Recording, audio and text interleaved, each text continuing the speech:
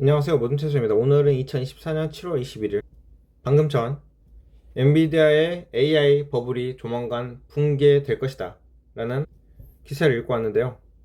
그러면 이 의견에 뒷받침하기 위한 기사를 하나 더 볼 겁니다.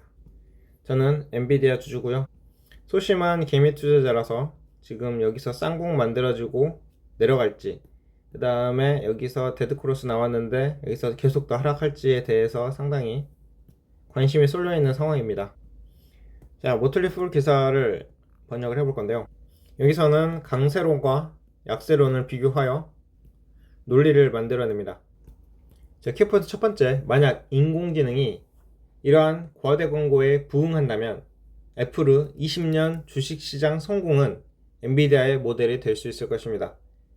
두 번째, 2001년 오라클의 주가가 85%나 폭락한 것은 시장 버블을 보지 못한 투자자들에게 경고를 주는 것입니다. 두 개의 레거시 기술 주식의 역사는 엔비디아의 미래를 이해하는 열쇠를 쥐고 있을 수 있습니다.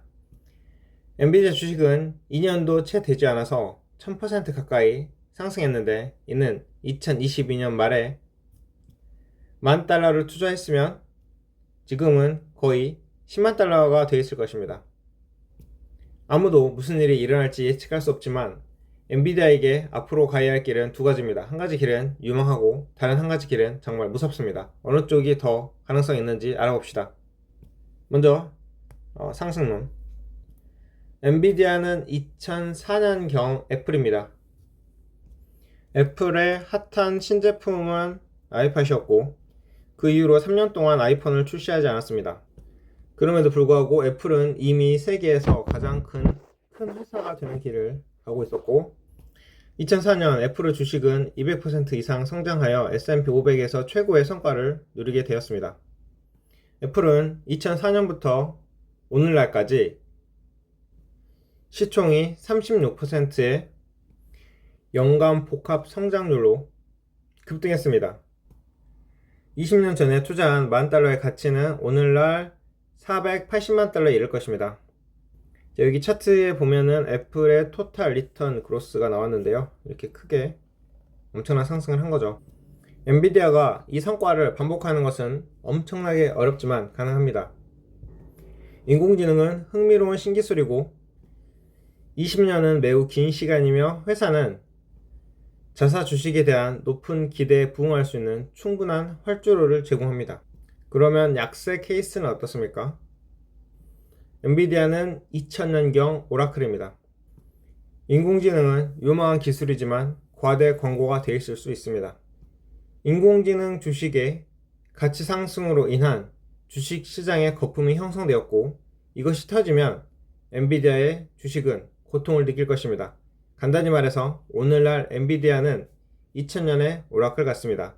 요약하자면 1990년대는 인터넷에 대한 희망으로 가득 차 있었습니다. 특히 주식시장은 인터넷 주식에 열광했습니다. 새로운 회사뿐만 아니라 인터넷 열풍으로 돈을 벌던 레거시 기술 회사들의 가치평가가 치솟았습니다. 특히 기업 고객을 위한 메인 프레임 컴퓨터에서 최신 서버로의 전환을 촉진하는 것을 중심으로 사업을 전개한 오라클은 1990년대 후반에 주가가 급등했습니다. 안타깝게도 오라클에게는 기대치가 실제 매출보다 훨씬 앞섰습니다. 2000년 정점에 도달한 오라클의 주식은 라이프타임 에버리지 5를 윗도는 프라이스 투 세일즈 멀티플 24로 거래되었습니다. 여기 차트에 오라클의 PS 레티오가 있는데 이렇게 엄청나게 상승을 한 거죠. 그리고 에버리지, 즉 평균은 5 정도 됩니다. 2001년 닷컴 버블이 터졌을 때 오라클은 85%의 주가 하락을 경험했습니다. 이 주식은 버블 이전 최고치를 회복하는데 20년 이상 걸렸습니다. 2000년 여름에 사서 2020년까지 버틴 사람들은 투자로 거의 돈을 벌지 못했을 것입니다. 가장 유망한 기술 혁신과 탄탄한 비즈니스 모델을 가진 기업이라고 해서 반드시 큰 투자를 하는 것은 아니라는 교훈입니다. 그럼 우리는 강세론을 선택해야 될까? 약세론을 선택해야 될까?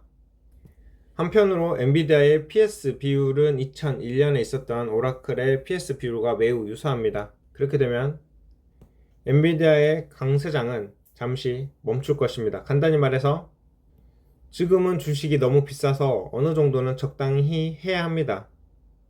이 비율을 낮추기 위해서는 회사의 매출이 계속적으로 증가하거나 주가가 하락해야 할 것입니다. 이전 영상에서 살펴본 엔비디아의 AI 관련 경쟁 증가, 시장 포화 또는 AI 및 반도체 지출 둔화와 같은 요인이 엔비디아의 PS 비율을 감소시킬 수 있습니다. 파티가 한동안 계속될 수 있지만 이렇게 높은 가격은 엔비디아에 주의하라는 표시일 수 있습니다. 많은 대형주들과 달리 엔비디아는 잘 다각화된 비즈니스 모델이 부족합니다. AI와 반도체 지출이 천정부지로 치솟았기 때문에 엔비디아는 좋은 성과를 내고 있지만 특히 경기가 악화되거나 경기 침체에 들어갈 때 이 추세는 줄어들지도 모릅니다. 게다가 AI와 반도체 기술에 대한 수요가 감소한다면 엔비디아 주식은 아마도 23년 전 오라클의 사례처럼 좋지 않을 것입니다. 자, 여기까지 기사를 읽어봤고 강세론과 약세론을 봤으며 강세론은 애플 사례를 들었고 약세론은 오라클의 사례를 들었으며 PS 비율이 현재는 오라클과 비슷하다. 이 PS 비율을 낮추려면은 매출이 계속 증가해야 되는데 지금은 경쟁이 많이 있는 상황이고 경기 침체가 왔을 때는 주가 하락이 더 일어날 수 있다. 여기까지 살펴봤고요. 어제 매일경제 기사에 최태원 회장이 엔비디아 적수 3년은 얻겠다라고 한 기사가 있었는데 최 회장은 엔비디아는 3년 안에는 거의 적수가 없다고 말씀드릴 수 있다며 고성능 칩을 계속 쓰는 게 유리한 상황이 되면 엔비디아의 강세가 5년 이상 지속될 수 있다고 밝혔습니다.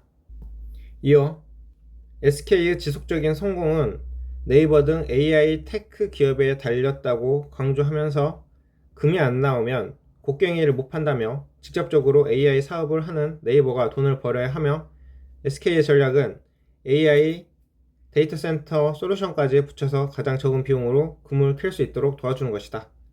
이렇게 말씀하셨는데요. 엔비디아를 볼 때 중요한 점은 AI를 다루는 기업들이 얼마나 AI를 활용해서 성과를 내가는지 지켜보는 게 좋을 것 같습니다. 그리고 정치적으로도 AI를 많이 끌어줬으면 좋겠네요.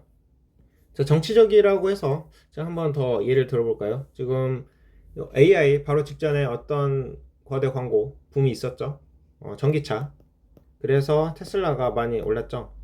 전기차는 제가 볼 때 향후에는 꼭 필요한 이런 기술인데 미국에서는 만약에 트럼프가 대통령이 된다고 가정했을 때 미국에 있는 셰일 가스를 그리고 뭐 에너지 그런 것들을 팔기 위해서 트럼프가 전기차는 그린 사기다 라고 해서 아예 눌러놓고 계속적으로 내연기관차 파는 그런 현상이 일어날 수 있죠.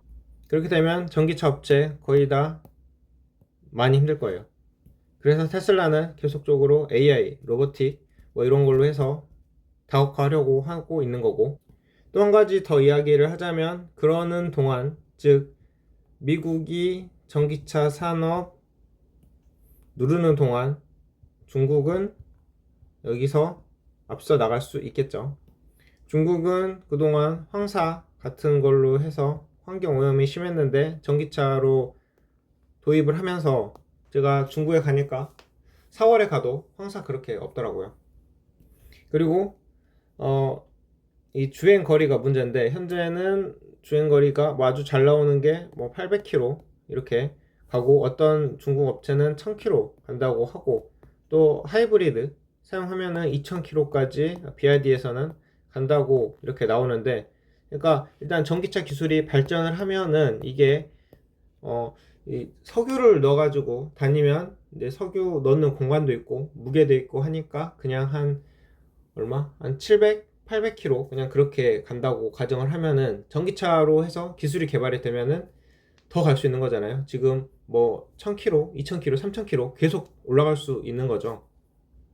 그래서 전기차 이야기는 그만하고, 자, 이렇게 해서 AI를 끌어올릴 수 있는 또 다른 변수, 차기 미국 대통령이 얼마나 끌어주는가, 여기에 달렸다, 이렇게 생각을 해보면서 이번 영상 마치겠습니다. 감사합니다. 아, 그리고 뭐 강세론과 약세론에 대한 그 어떤 선택은 다 청취자, 투자자 알아서 하는 겁니다. 저도 저 알아서 할 건데 그냥 제 생각은 그냥 한번 둬보려고요. 이번에 마음을 굳게 먹고 한 10년간 넣어 놓겠습니다. 자, 여기까지 하고 마치겠습니다. 감사합니다.